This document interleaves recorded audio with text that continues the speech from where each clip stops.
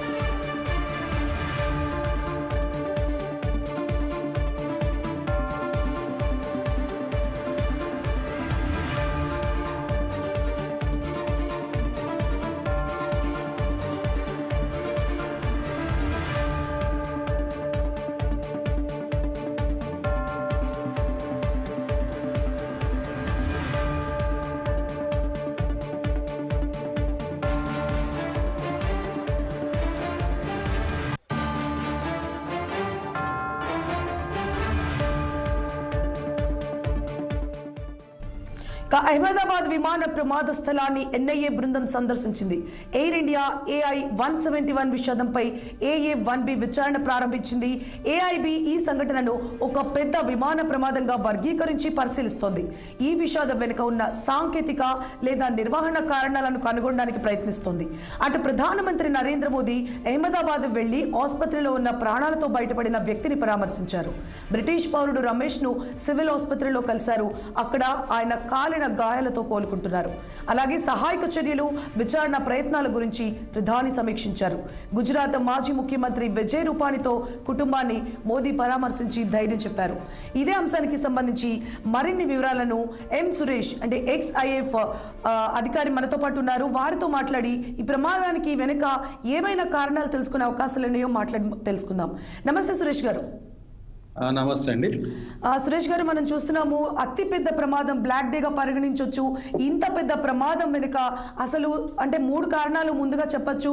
సాంకేతిక లోపాలు, లేకపోతే మానవ తప్పిదాలు, లేదు అంటే పక్షులు ఢీకొనడం, ఇలాంటి ప్రకృతి వైపరీత్యాల వల్ల కూడా ప్రమాదాలు జరిగే అవకాశాలు ఉంటాయి. ప్రధానంగా ఇప్పుడు జరిగిన ఈ ప్రమాదం వెనుక ఎలాంటి కారణాలు ఉండే అవకాశాలు ఉంటాయంటారు? అంటే ఇక్కడ ప్రత్యేకంగా ఇక్కడ ఉన్న దాన్ని బట్టి అయితే బర్డ్ హిట్ అనేది పెద్ద కనిపించడం లేదు. ఆ బర్డ్ శోకాల 2 ఇంజన్లలో పోతే 2 ఇంజన్లు ఆగిపోయే అవకాశం ఉంటుంది. కానీ అది ఇక్కడ అంతగా కనిపించినట్టుగా లేదు ఎక్కడ బర్డ్ హిట్ అని. ఇంకా వేరే ఏదన్నా ఫారిన్ ఆబ్జెక్ట్ అంటే ఏదన్నా ప్రొజెక్టైల్ వచ్చి ఇంజన్లకు తగిలిందా, ఇంటెన్షనల్గా కూడా ఎవరన్నా కాన్స్పిరసీతో కొట్టడం జరిగిందా, అది కూడా ఇంజన్కు తగిలినంటే ఇంజన్ లోపడంతా బ్లేడ్స్ ఇట్లా ఇరిగిపోతాయి అన్నమాట, ఇంజన్లు ఆఫ్ అయిపోతాయి. ఇంకోటి వెదర్ కండిషన్ కూడా మంచిగానే ఉన్నది, అక్కడ ఏమి బ్యాడ్ వెదర్ లేదు. ఇకపోతే హ్యూమన్ ఎర్రర్ కూడా అసలే అనిపిస్తలేదు. అంటే పైలట్స్ 2 ఎక్స్పీరియన్స్డ్ ఉన్నారు, వాళ్ళు పెద్దగా తప్పు చేసింది ఆడ ఏం కనిపించడం లేదు. ఇకపోతే ATC అని ఉంటుంది, ఎయిర్ ట్రాఫిక్ కంట్రోల్, వాళ్ళు కూడా ఏదైనా తప్పుతో పట్టించారా అది కూడా లేదు. ఇది ఇంకా మాన్యువల్గా టేకాఫ్ స్టేజ్లోనే ఉన్నది. అయితే దీన్ని బట్టి చూస్తే ఫైనల్గా మనకు ఒక విషయం ఫోకస్ అవుతుంది ఏంటంటే టెక్నికల్గా ఏదో ఫెయిల్యూర్ అయింది. అంటే 2 ఇంజన్లు ఒక్కసారి ఫెయిల్యూర్ అవడం అనేది చాలా అరుదు అన్నమాట. ఎందుకంటే ఇప్పుడు రెండు ఇంజన్లు కూడా వాటికి ఫ్యూయల్ సిస్టమ్ కానివ్వండి, ఆయిల్ లూబ్రికేషన్ సిస్టమ్ కానివ్వండి, ఇవన్నీ కూడా కంప్యూటర్ గైడెడ్, అన్నీ కూడా నెట్వర్కింగ్ ఉంటుంది లోపల. ఆ పంపింగ్ సిస్టమ్ కానివ్వండి, ఫిల్టరేషన్ కానివ్వండి, ఆ రేట్ ఆఫ్ ఫ్లో కానివ్వండి, అన్నీ కూడా కనెక్టెడ్ ఉంటాయి అన్నమాట సిస్టమ్ మాదిరిగా. ఇది హైలీ కంప్యూటరైజ్డ్ ఎయిర్ క్రాఫ్ట్. దీంట్లో ఏవియానిక్స్ కానివ్వండి, నావిగేషన్ కానివ్వండి, వెదర్ ఎన్విరాన్మెంట్ కానివ్వండి, ఈ లైటింగ్ సిస్టమ్ కానివ్వండి, అన్ని విషయాలలో కూడా ఇది టెక్నికల్గా చాలా advanced type of air craft.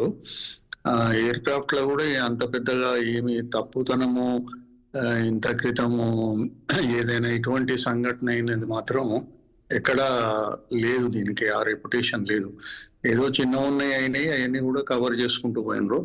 మ్యానుఫ్యాక్చరింగ్లో కొంచెం సిస్టమ్స్ సరిగా లేవనో, అసెంబ్లీలా, లేకపోతే ఈ లీకేజెస్ ఉన్నాయి హైడ్రాలిక్స్ అని, ఈ విధంగా కొన్ని ఎయిర్లైన్స్ వాళ్ళు కేఎల్ఎం కానివ్వండి, ఇటాలియన్ ఎయిర్లైన్స్ కానివ్వండి, కొంతమంది ఇనీషియల్గా కంప్లైంట్స్ ఉండే దీని మీద, కానీ అవన్నీ కూడా కవర్ అప్ అయినాయి దీంట్లో. అదే కాకుండా ఒకసారి ఫ్లైట్లో కూడా సడన్గా ఆల్టిట్యూడ్ లాస్ అయిన సందర్భం కూడా ఇది ఉన్నదన్నమాట దీనికి రికార్డు. ఇవి ఒకసారి హైడ్రాలిక్ మన ముంగడ ఫ్యూజులేజ్ అంటే ముంగడ అండర్ క్యారేజ్ అంటే ముంగట వీల్ ఉంటుంది కదా, అది కొలాప్స్ అయిపోయి నోస్ గ్రౌండ్ మీద పడ్డది, అది ఆగి ఉన్నప్పుడే. ఇటువంటివి ఉన్నాయి, కానీ ఎయిర్లో మాత్రం ఇంత పెద్దగా దుర్ఘటన జరిగిన సందర్భం లేదు. ఎట్లనైతే కానీ ఈ సందర్భాన దీనికి ఆహుతైన వారందరికీ కూడా శ్రద్ధాంజలి ఘటించాల్సిన అవసరం ఉంది మనందరికీ. ఒక్కసారిగా 290 మంది దాకా ఆహుతైపోయినారు. ఒక్క మనిషి అదృష్టవశాత్న ఆయన కూర్చున్న ప్లేసు ఆయనకి, ఎందుకంటే దీంట్లో ఫ్యూయల్ ట్యాంక్ అనేది 2 వింగ్స్లలో ఉంటుంది. ఆ ఫ్యూజిలేజ్ అంటే మెయిన్ బాడీ ఉంటుంది కదా, దాంట్లో కింది సైడ్ ఉంటుంది. దరిదాపు 1,00,000 లీటర్లు కూడా దీన్ని నింపి ఉండొచ్చు, ఎందుకంటే దరిదాపు 9-10 గంటలు ప్రయాణం చేయాల్సిన అవసరం ఉండే. అందువల్ల ఇది ఫ్లైట్ ఏదైతే టేకాఫ్ నుంచి యాక్సిడెంట్ అయింది మనం గమనిస్తే, ఈ ఎక్సెప్ట్ బోత్ ఇంజన్స్ ఫెయిల్యూర్ తప్ప వేరే ఏది కనిపిస్తలేదు. ఎందుకంటే ఇది టేకాఫ్ అయినప్పటి నుంచి హార్డ్లీ 4-5 మినిట్స్లో యాక్సిడెంట్ జరిగింది. అయితే టేకాఫ్ అయ్యేటప్పుడు యూజువల్గా 140 నాటికల్ మైల్స్ స్పీడ్లో ఉంటుంది. దాని తర్వాత ఇది గ్రౌండ్ నుంచి 425 ఫీట్ అరౌండ్ పోయింది. కానీ అక్కడికి వచ్చినప్పుడే ఈ ఫెయిల్యూర్స్ ఏదో అయింది. ఫెయిల్యూర్స్ అయినప్పుడు మళ్ళీ మనం చూస్తూ ఉన్నాము అది ఏ విధంగా స్టడీగా పోతున్నది. అది దానికి ఏం ఏరోడైనమిక్ ప్రాబ్లం కానివ్వండి, స్టెబిలిటీ ప్రాబ్లం కానివ్వండి కనిపించలేదు. అది స్టడీగా ముంగడికి పోతుంది, కానీ ఇది గ్లైడ్ చేసి ల్యాండ్ కావాల్సిన అంత కెపాసిటీ అంత ఉండదు దీనికి. ఇది ఎందుకంటే దాని స్ట్రక్చర్ అట్లుంది.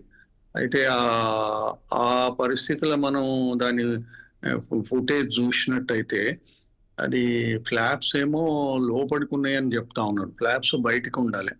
ఫ్లాప్స్ అనేది ఆ వింగ్స్ యొక్క ఏరియాని ఎక్కువ చేస్తుంది. ఏరోడైనమిక్ ఏరోఫైల్ ప్రొఫైల్ పెద్దగా అవుతుంది. దానివల్ల లిఫ్ట్ ఎక్కువ వస్తుంది అనమాట. టేకాఫ్ అండ్ ల్యాండింగ్ అప్పుడు ఫ్లాప్స్ బయటికి ఉండాలి.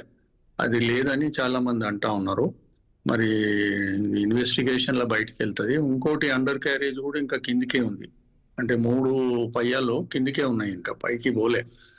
అయితే ఈ సందర్భాన దానికి ఇంజన్లు ఫెయిల్ అయిన వల్ల దానికి థ్రస్ట్ అంటే ముంగడికి మూమెంట్ అయ్యే యొక్క పవరు 0 అయిపోయింది. అంటే దానికి ముంగడికి పోలేదు. ఎప్పుడైనా ఎయిర్ క్రాఫ్ట్ ముంగడికి పోవడానికి ఇంజన్ దోహదపడుతుంది. లిఫ్ట్ అంటే గాలిలో తేలి ఉండడానికి వింగ్స్ దోహదపడతాయి. అయితే దాని తర్వాత ఈ ఇంజన్ మొత్తం 0 అయిపోయింది, స్పీడ్ లేదు. మళ్ళా దానికి ఫ్లాప్స్ ఏమో ఫుల్గా బయటికి లేనట్టున్నాయి. ఈ సందర్భాన అది ఏమవుతుందంటే ఇక గ్లైడింగ్ కూడా ఎక్కువ చేయలేదు. పైలట్ కూడా పెద్దగా ఎక్కువ చేయగలిగే పరిస్థితి ఉండదు, నిస్సహాయ పరిస్థితి ఉంటుంది ఆయనకి. అయినప్పటికీ కూడా లాస్ట్ లో కొంచెం ఇట్లా నోస్ అప్ అయినట్టుగా అనిపిస్తుంది. అంటే బహుశా పైలట్ ఏమన్నా బిల్డింగ్ లకు తగులుతుందని కొంచెం ఏదన్నా నోస్ అప్ క్లైమ్ కావడానికి ప్రయత్నం చేసిండొచ్చు. కానీ అది కూడా అంత పెద్దగా సఫలించలేదు. అయితే పోయేసి అది డైరెక్ట్ గా అది స్టాల్ అయినట్టుంది ఎయిర్ క్రాఫ్ట్, అంటే రాయి లెక్క కింద పడుతుంది. ఆ పడినప్పుడు మధ్యలో పోయి ఆ బిల్డింగ్లకు తగిలింది. అందువల్ల అది 2 పార్ట్స్ అయినాయి. 2 పార్ట్స్ అవడం వల్ల ఇంకా అయినప్పుడు కింద ఫ్యూజిలేజ్ లా చాలా అమౌంట్ ఆఫ్ ఫ్యూయల్ ఉంటుంది, వింగ్స్ లో ఉంటుంది. దానికి న్యాచురల్ గా అగ్ని తగులుతుంది. ఫైర్ అవ్వడం వల్ల దానికి అది ఏదైతే ఉంటుందో మొత్తం బాడీ ఏదైతే ఉంటుందో కొంత మటుకు ప్రెషరైజ్డ్ అని ఉంటుంది. మళ్ళీ అది ఒక బాంబు షెల్ లాగా ఒక సింగిల్ పీస్ అన్నమాట. అది దానికి లోపల ఇది ఫైర్ అయ్యి అది కొంచెం ప్రెషర్ ఉండేసరికి అది బర్స్ట్ అవుతుంది. ఎగ్జాక్ట్లీ లైక్ ఏ బాంబ్ ఆపరేషన్ లాగా అవుతుంది. అందువల్లనే పాపం అందరు ప్యాసింజర్స్ కానీ ఏది కానీ మొత్తం చెల్లా చెదరైంది. Even aircraft components parts కానివ్వండి, మనుషులు కానివ్వండి, సామాన్లు కానివ్వండి, చాలా మటుకు చిన్న చిన్న పీసెస్ గా మొత్తం మష్ అయిపోయినాయి. దానివల్ల ఆ విధంగా ఎఫెక్ట్ అయింది. ఇక ఒక్క మనిషి బయటపడ్డాడంటే ఆయన 11th రోలా ఏ సైడ్ అంటే విండో సైడ్ కూర్చున్నట్టున్నాడు. ఆయన కొంచెం అప్రమత్తంగా ఉన్నాడు. ఇంకోటి ఆయన చాలా సార్లు ప్రయాణం చేసినట్టు ఉన్నాడు. సైకలాజికల్ గా ఆయన ఒక ఇన్స్టంటేనియస్ గా ఎట్లా చేయాలనేది ఆయన మైండ్ లో ఆల్రెడీ ఉన్నట్టున్నది. కరెక్ట్ యాక్షన్స్, అదిగాక ఆయన అదృష్టం కొద్దీ ఆ ఎగ్జిట్ మధ్యలో గ్యాప్ ఆయనకు దగ్గరలో ఉన్నట్టుంది. ఇది విఐపి దీనికి ఇది ఎగ్జిక్యూటివ్ కి ప్లస్ ఇంకా పై టైప్ ఆఫ్ లగ్జరీ కంపార్ట్మెంట్స్ కి వీటికి మధ్యలో ఒక గ్యాప్ ఉంటుంది. ఆ కారిడార్ల దగ్గరలో ఆయన ఆ ఎగ్జిట్ ఎమర్జెన్సీ ఎగ్జిట్ ను యూజ్ చేయగలిగిందని అనిపిస్తా ఉన్నది. ఎట్లయితే అదృష్టవంతుడు అతను. రైట్ సురేష్ గారు, ఇప్పుడు మీరు మనం మాట్లాడుకున్నట్లు ఫ్లైట్ టేక్ ఆఫ్ అయ్యాక బిల్డింగ్ తగులుతున్నట్లుగా ఉంది. ఆ దిశగానే పైలట్ ఏటీసీకి కాంటాక్ట్ చేసిన ఉండుంటారు. అంటే మనం ఇదంతా ఒక ఎజంప్షన్స్ మాత్రమే, మనకు ఒక క్లియర్ పిక్చర్ అయితే లేదు. అయితే ఫ్లైట్ టేక్ ఆఫ్ లోనే ప్రధానంగా ప్రాబ్లం వచ్చిందంటారా? 2 ఇంజన్లు ఒకటేసారి పని చేయకపోవడం అనేది రేరెస్ట్ కండిషన్ గానే చెప్పుకోవచ్చు మనము. మరి బిల్డింగ్ తగలడం వల్లనే ఫ్లైట్ కి ఇంత పెద్ద ప్రమాదం జరిగింది అంటారా, లేకపోతే ఫ్లైట్ టేక్ ఆఫ్ కాలేక కిందకి దిగడం వల్ల బిల్డింగ్లు తగిలాయంటారా? ప్రధానంగా ఏం జరిగి ఉండొచ్చు మీకున్న ఎక్స్పీరియన్స్ ప్రకారం? అది కాదండి, ఆయన పైలట్ మేడే అని ఎమర్జెన్సీ కాల్, ఎయిర్ క్రాఫ్ట్ లో ఎప్పుడైనా ప్రమాదం జరిగినప్పుడు బయట ఎమర్జెన్సీ ఉన్నప్పుడు మేడే అని కాల్ ఇస్తారు. దానివల్ల ఇక అది తీవ్రమైనటువంటి డేంజర్ సిచ్యువేషన్ లో ఉన్నట్టు ఎయిర్ ట్రాఫిక్ కంట్రోల్ కి తెలుస్తుంది. అంటే ఆయన అది కూడా చెప్పిండు, పవర్ లాస్ అని కూడా చెప్పిండు. అంటే ఇంజన్ పవర్ లేదు, ఈ చెప్పినట్టుగా క్లియర్ గా తెలుస్తున్నది ఈ 2 విషయాలు. అయితే ఆడ నిర్ధారణ అయిపోయింది ఏంటంటే పవర్ లేదు, అది హైట్ ఎక్కువ లేదు, ప్లస్ థ్రస్ట్ లేదు, అంటే ముంగడికి పోయే ఆ పవర్ లేదు. అటువంటప్పుడు అది న్యాచురల్ గా కిందికే వస్తుంటది. కిందికే వస్తున్నప్పుడు గ్లైడ్ ఒకవేళ ఏది లేకుంటే డైరెక్ట్ గా ఏదన్నా బయట ప్లేన్ ఏరియా ఉంటే ల్యాండ్ అయ్యే అవకాశం ఉంటుండే, కానీ ఇది ఆడ ఛాన్స్ లేకుండే. టౌన్షిప్ ఉన్నది, బిల్డింగ్స్ ఉన్నాయి, హైట్ ఎక్కువ లేదు కాబట్టి 400 ఫీట్ల పైన ఉన్నప్పుడు న్యాచురల్ గా అది కిందికి వచ్చినప్పుడు అది ఈజీగా 70, 80, 50 ఫీట్ కూడా వచ్చినట్టు, ఇంకా తక్కువకు వస్తుంది. కిందికి వచ్చినప్పుడు బిల్డింగ్స్ ను న్యాచురల్ గా తగులుతుంది. అది దాన్ని ఏం చేయలేరు, అంత పైలట్ కాడ ఆస్కారమే లేకుండే, ఏదైనా చేయగలిగే అవకాశం లేకుండే. ఇది ఎనీవే బ్లాక్ బాక్స్ దొరికినాక బ్లాక్ బాక్స్ క్రూషియల్ రోల్ పోషిస్తుందంటారా ఈ దర్యాప్తులో భాగంగా? ఎందుకంటే అందులో 2 రికార్డింగ్స్ ఉంటాయంటున్నారు, ఎఫ్డిఆర్ ఇంకా సివిఆర్ కూడా. వాటిల్లో గత 25 గంటల ముందు నుంచి కూడా రికార్డింగ్స్ అవుతాయి అంటున్నారు. సో పైలట్స్ ఏం మాట్లాడుకున్నారు, సాంకేతిక లోపాలు ఫ్లైట్ టేక్ ఆఫ్ కాకముందే ఏమైనా గుర్తించి మాట్లాడుకోవడం ఏమైనా జరిగి ఉంటే అందులో ఖచ్చితంగా రికార్డ్ అయ్యే ఉంటుంది.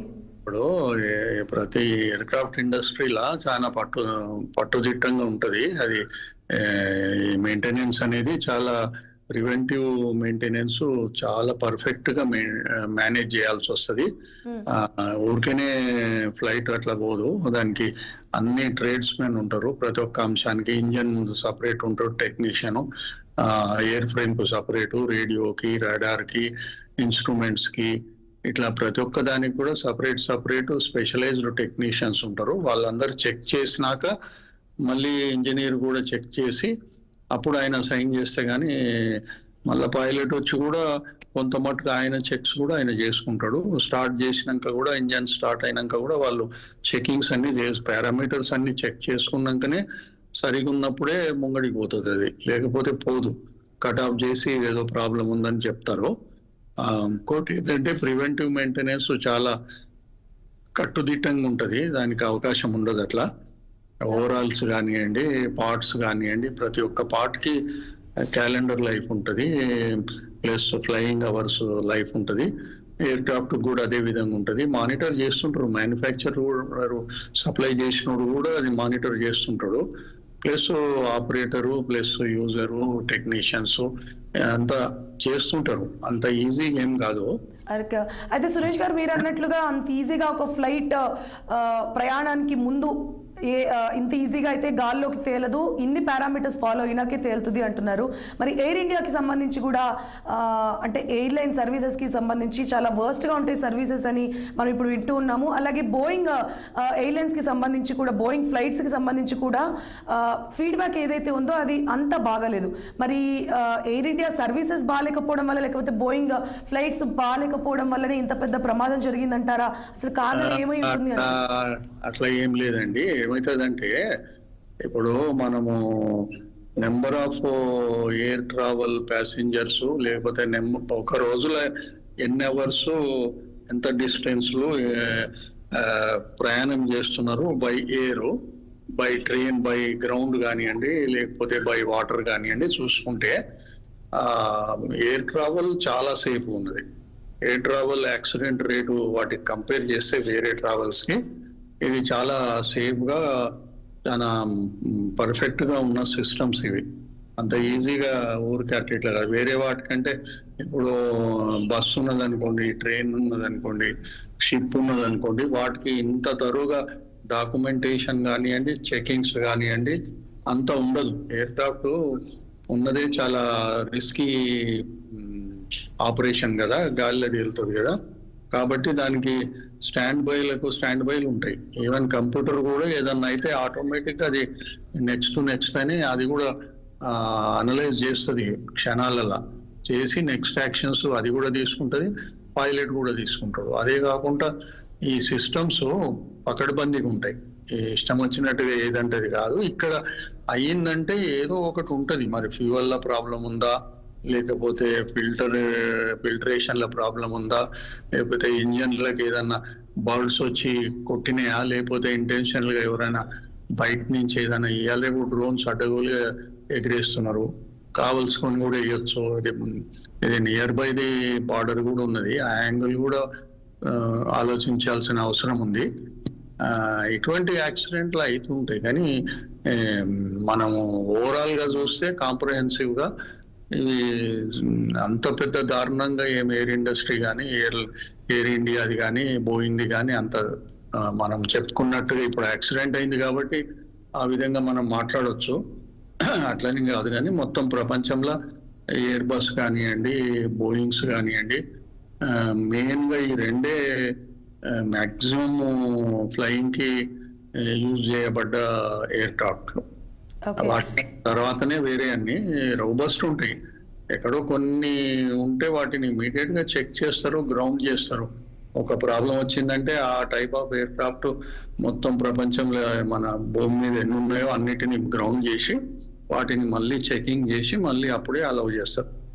ఓకే సురేష్ గారు, as an ex aviation employee, ఇప్పుడు జరిగిన ఈ ప్రమాదం పట్ల మీ అభిప్రాయం ఏంటంటే మానవ తప్పిదాలు కానీ లేకపోతే సాంకేతిక లోపాలు అవన్నీ అనిపిస్తున్నాయా, లేదంటే ఏదైనా కుట్ర కోణమైనా దాగి ఉండే అవకాశాలు ఉంటాయా? అసలు మొత్తం పరిణామాలు చూస్తుంటే మీకు ఎలా అనిపిస్తుంది?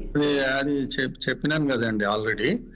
ఇది మోస్ట్ ప్రాబబ్లీ అది టెక్నికల్ ప్రాబ్లమే ఏదో అయింది. ఇంకా వేరే యాంగిల్లో ఏదైనా కాన్స్పిరసీ కానీ ఏదైనా బయట నుంచి కానీ అయిందని అంటే అది మనం చెప్పలేము. వాళ్ళు అక్కడ గ్రౌండ్ లో విట్నెసెస్ ఉంటాయి, ప్లస్ ఇవి ఏది వెదర్ రిపోర్ట్స్ ఉంటాయి, ఏటీసీది రికార్డ్స్ ఉంటాయి, బ్లాక్ బాక్స్ ఉంటుంది, డిజిటల్ డేటా కూడా ఉంటుంది మన ఎయిర్ క్రాఫ్ట్ లో. ఇవన్నీ కూడా తీస్తారు. ప్లస్ ఎయిర్ క్రాఫ్ట్ ది అది తయారు చేసినప్పటికెళ్ళి ఇప్పటిదాకా దాని హిస్టరీ అంతా తీస్తారు. తీసి ఇన్వెస్టిగేషన్ అథారిటీ కమిటీ ఏదైతే ఉందో అన్ని విధాలుగా దాన్ని నిపుణులు ఎగ్జామిన్ చేస్తారు. ఈవెన్ క్రాష్ అయిన దగ్గర నుంచి ఏదైతే పార్ట్స్ పడున్నాయో చుట్టుపక్కల దాన్ని కూడా తీసి సైంటిఫిక్ గా అనాలిసిస్ చేస్తారు, టెస్టింగ్ చేస్తారు. చేస్తే కూడా తెలుస్తుంది ఎట్లా డిసింటిగ్రేట్ అయింది, ప్రాసెస్ ఎట్లయింది, ఎక్కడ మొదలైంది అనేది కూడా ఫారెన్సిక్ ఎక్స్పర్ట్స్ ఉంటారు. వాటి వల్ల తేలుతుంది టెస్టింగ్ లా.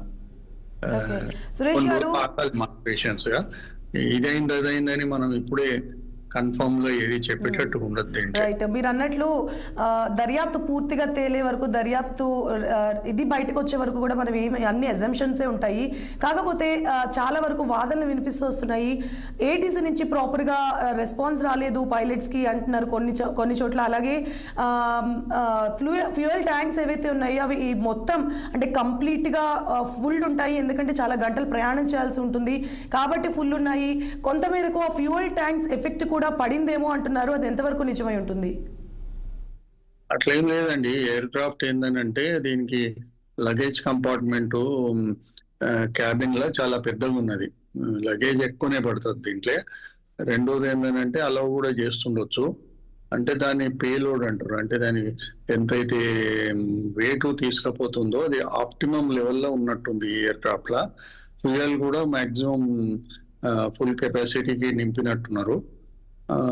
ఈ రెండు మళ్ళా అది టేకాఫ్ అప్పుడు ఇంజన్స్ ఫెయిల్ అయినట్టున్నాయి. ఇంజన్స్ ఫెయిల్ అయినది మెయిన్ కారణం. అది దానివల్ల న్యాచురల్లీ కష్టం, అది దాన్ని గ్లైడింగ్ చేసే అవకాశము, ఆ హైటు, ఆ స్పీడు, థ్రస్ట్ లేనప్పుడు కష్టం. అది ఏది ఏమైనా తెలుస్తుంది కదండి. మనము దాన్ని ఎంత తిప్పి అటు ఇటు మాట్లాడినా కూడా కరెక్ట్ గా సమాధానం ఇప్పుడే ఎవరు ఇవ్వలేరు. we have to wait and see అండి. బట్ దురదృష్టకరమైన ఇది సంఘటన. ఓకే సురేష్ గారు, అంటే రెండు ఇంజన్స్ ఫెయిల్ అయ్యాయని మాట్లాడుకుంటున్నాం ప్రధానంగా. ఇప్పుడు దాకా మనకు తెలియని విషయం అయితే రెండు ఇంజన్స్ ఫెయిల్ అయ్యే అవకాశాలు అంటే ముందు నుంచి మీరు అన్నట్లుగా చాలా పారామీటర్స్ గైడ్ లైన్స్ ఫాలో అయినాకే ఒక ప్లేన్ ఏదైనా గాల్లోకి లేస్తుంది అంటున్నారు. మరి ఈ వర్కింగ్ కండిషన్ ఏదైతే ఉంటుందో, ఇంజన్స్ రెండింటికి వర్కింగ్ కండిషన్ ఏదైతే ఉంటుందో అది ముందుగానే చెక్ చేసుకొని ఉండాలి. సో చిన్న రిపేర్స్ ఏమైనా ఉన్నా, సాంకేతికంగా ఏమైనా చేయాల్సి వస్తున్నా ముందుగానే వాటికి సంబంధించిన పారామీటర్స్ ఫాలో అవుతూనే ఉంటారు. మరి సడన్ గా టేక్ ఆఫ్ చేసుకున్నాక ఒకటేసారి ఫెయిల్ అయ్యే అవకాశాలు ఎంతవరకు ఉంటాయి? ఇది రేరెస్ట్ కండిషన్ అని ముందు నుంచి మనం అనుకుంటున్నాము. దానికి ఏమైనా ప్రధానంగా కారణాలు ఉండే అవకాశాలు ఉంటాయా? అది కాదండి, గ్రౌండ్ మీద ఉన్నప్పుడు రెండు ఇంజన్లలో ఒకటే పని చేస్తే వాడు టేక్ ఆఫ్ చేయడు, అట్లా ఉండదు. ఈ ఇంజన్స్ సపరేట్ గా అంత ఫ్యూయల్ ట్యాంక్ నుంచి దానికి సప్లై నుంచి pumping, filtration, systems, regulators, fuel pressures, అన్ని ఇండికేటర్స్ ఉంటాయి, అన్ని తీరుగా సెన్సార్స్ ఉంటాయి. ప్లస్ ఇది మాన్యువల్ గా చూసుడే కాక పైలట్ ఏదైనా డేంజర్ లైట్ వస్తుందా అని చూస్తూనే ఉంటారు. అదే కాకుండా కంప్యూటర్ సిస్టమ్ కూడా మానిటర్ చేస్తుంటది, రేట్ ఆఫ్ ఫ్లో కానివ్వండి, ప్రెషర్ ఆఫ్ ఫ్లో కానివ్వండి, అన్ని చూస్తూనే ఉంటది. అయితే మరి ఇప్పుడు అంతా కూడా ఆయన ఇంజన్ ఫెయిల్యూర్ అయింది అన్నప్పుడు ఆయనకు కూడా ఇండికేషన్స్ వస్తాయి. ఆయనకి నావిగేషన్ సిస్టమ్ తో పాటుగా ఇంజన్ పారామీటర్స్ కూడా అన్ని ఇండికేటర్స్ ఉంటాయి. వాటిల్లో ఏమన్నా ఉన్నదా, ఏమన్నా కనిపించిందా అనేది తెలుస్తుంది. అది అన్ని చూడాల్సి వస్తుంది. అక్కడ ఏమి హ్యూమన్ ఎర్రర్ ఏం కనిపిస్తలేదు, కానీ ఏటీసీ వాళ్ళు దాన్ని తప్పుదో పట్టించేది అనేది అట్లా ఏం పెద్ద అవకాశం లేదు ఇక్కడ. అక్కడ పెద్దగా ఎక్కువ ఎయిర్ క్రాఫ్ట్లు కానీ ఎటువంటివి కానీ లేవు. వెదర్ బాగానే ఉన్నది. ఉంటే ఏదో సడన్ గా రెండు ఎట్లయినాయి అనేది పెద్ద అంశం. దాన్ని మరి అనాలిసిస్ చేస్తే కానీ తెలియదు. అంటే బర్డ్స్ రెండిట్లలో వచ్చినప్పుడు రెండు డ్యామేజ్ అవుతాయి. అట్లా అయింది మనకు న్యూయార్క్ లో ఎయిర్ క్రాఫ్ట్ టేక్ ఆఫ్ అయ్యి విత్ ఇన్ నో టైం ఆ బర్డ్స్ 2 ఇంజన్లలో పోతే 2 ఇంజన్లు ఒకటేసారి ఫెయిల్ అయిపోయి ఆయనకు అదృష్టం కొద్దీ హైట్ ఎక్కువ ఉండే 2-3 వేల ఫీట్ హైట్ ఉండే కాబట్టి ఆయన చక్కర్లు కొట్టి చిన్నగా తీసుకొచ్చి రివర్లోనే దింపిండు. కానీ ఆ అవకాశం ఇక్కడ లేకుండే, అందువల్లనే యాక్సిడెంట్ అయింది. ఓకే సురేష్ గారు, మనం చూసుకుంటే ఫ్లైట్ లోపల కూడా కొన్ని ఫెసిలిటీస్ ప్రొవైడ్ చేస్తూ ఉంటారు. ఏసీలు కానివ్వండి, ఇంకా లైట్స్, ఇలాంటి ఎలక్ట్రిసిటీకి సంబంధించిన వస్తువులు అయితే లోపల ఉంటూ ఉంటాయి. మరి వాటిలో ఏమైనా షార్ట్ సర్క్యూట్ లాంటిది లేకపోతే సాంకేతిక లోపాలు లాంటివి ఏమైనా జరిగింటే ఆ ఎఫెక్ట్ ఏమైనా యాక్సిడెంట్ మీద పడే అవకాశాలు ఉంటాయా? లేదండి, ఇప్పుడు ఎయిర్ల గాలిలో ఫైర్ అయినట్టుగా ఇక్కడ కనిపించడం లేదు. తెలుస్తుంది కదా, ఎయిర్ క్రాఫ్ట్ అది కింద పోయి ఇంపాక్ట్ బిల్డింగ్ అయ్యేదాకా ఫైర్ ఏం లేదు.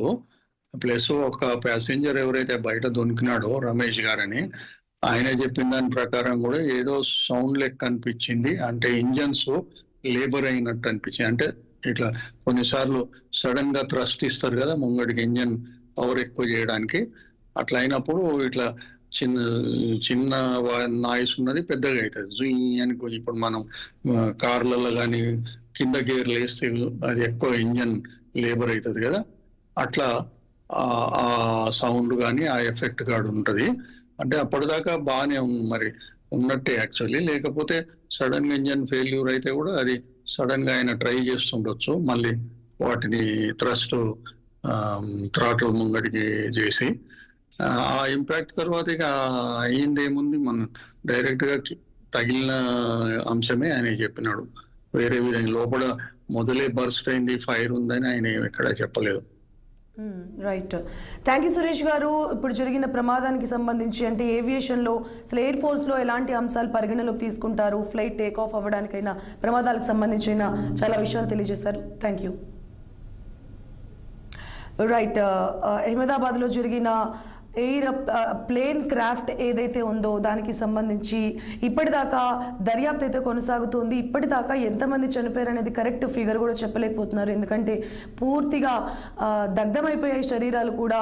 శరీరాలను గుర్తుపట్టడానికి కూడా DNA టెస్టులు చేసి గుర్తించాల్సిన ఆవశ్యకత ఏర్పడింది. అలాగే మెడికల్ హాస్టల్లో ఈ ప్రమాదం జరగడం వల్ల అక్కడ స్టూడెంట్స్ ఎంతమంది చనిపోయారు అనే అంశం కూడా ఇప్పటిదాకా బయటికి రాలేదు. మొత్తం మీద ప్లేన్లో ఉన్న ప్రయాణికులు అందరూ కూడా సురక్షితంగా బయటకు వచ్చే అవకాశాలు ఇప్పటిదాకా అయితే కనిపించట్లేదు. ఎందుకంటే చాలా పెద్ద బ్లాస్ట్ జరిగింది. ఒకే ఒక్క ప్యాసింజర్ అయితే బయటికి రావడం జరిగింది. ఈ బ్లాస్ట్ని చూస్తే ఖచ్చితంగా ఎవరు సర్వైవ్ అయ్యే అవకాశాలు అయితే చాలా రేర్గా కనిపిస్తున్నాయి. అలాగే హాస్టల్లో హాస్టల్లో కూలడం వల్ల అక్కడ కూడా ఉన్న విద్యార్థులు ఎంతమంది ఇప్పటిదాకా ఎఫెక్ట్ అయ్యారు, ఎంతమంది క్లియర్గా గాయపడ్డారు అనే పిక్చర్ కూడా మనకి కనిపించట్లేదు. ఇంకా దర్యాప్తు కూడా కొనసాగుతూ వస్తుంది. బ్లాక్ బాక్స్కి సంబంధించిన వెరిఫికేషన్ కూడా కొనసాగుతోంది. దానిలో ఉన్న ఆడియోస్ ఏవైతే ఉన్నాయో రికార్డింగ్స్ అవన్నీ వింటే చాలా వరకు క్లియర్ పిక్చర్ వచ్చే అవకాశాలు ఉండే అవకాశాలు ఉన్నట్లు తెలుస్తోంది. ఎలా లేదన్నా ఈ ప్రమాదం అయితే చాలా పెద్ద ప్రమాదం. ఎయిర్ ఫోర్స్కి సంబంధించి చాలా బ్లాక్ డేగా పరిగణించాల్సి వస్తుంది. ఎందుకంటే 270 నుంచి 80 మంది దాకా ఇప్పటిదాకా మనకు తెలిసిన నోట్లో కనిపిస్తుంది. ఇంకా ఎంత అంటే మృతుల సంఖ్య పెరిగే అవకాశాలు కూడా ఉంటాయి.